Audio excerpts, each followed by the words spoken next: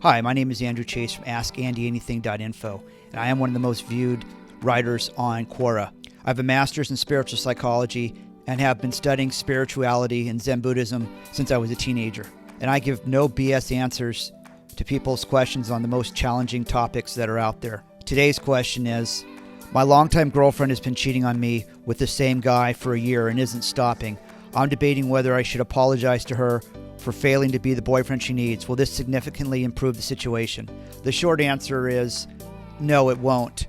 When it comes to matters of the heart, it's not something that can be legislated by the brain. I mean, there are ways in which you could, quote unquote, trick somebody in the short term, but in the long run, it just won't be healthy. So let's break your question down.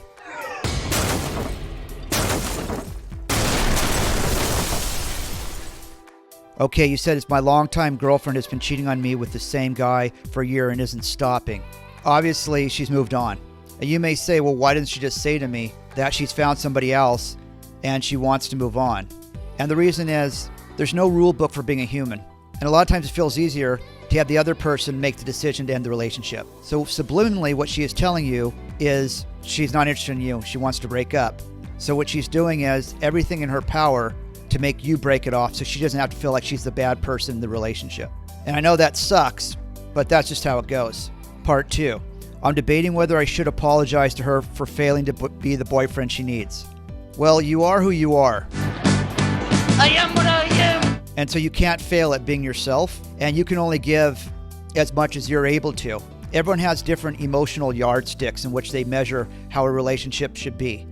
And you have no idea what her emotional yardstick is for the quote-unquote perfect boyfriend. So you're just beating yourself down by trying to stay in this relationship and then by apologizing. What does that do? If anything, in her eyes, it makes you look weaker, and women are attracted to men that are confident.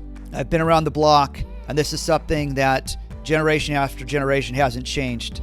Men and women are different, and people in general focus more on what they stand to lose than what they stand to gain.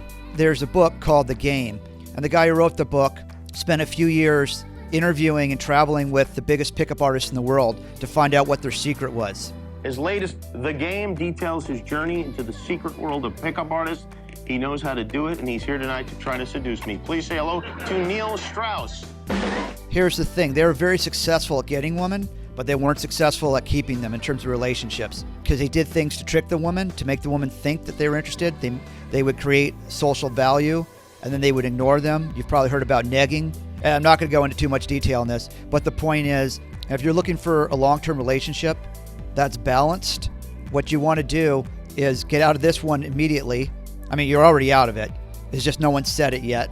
And you go find a group, a meetup group, doesn't really matter, a club, whatever, something in which you're interested in, you have a passion in, and you're going to meet like-minded people. And that's where relationships build. They build out of friendships, but with shared interests. And that leads to long-term relationships. I hope that makes sense. If you'd like to speak with me directly, you can send me an email to andy@askandyandything.info. And if you like what I've had to say, please like and subscribe to my YouTube channel. Anyone else wants to jump in as well, the more the merrier, as I always say. Thank you.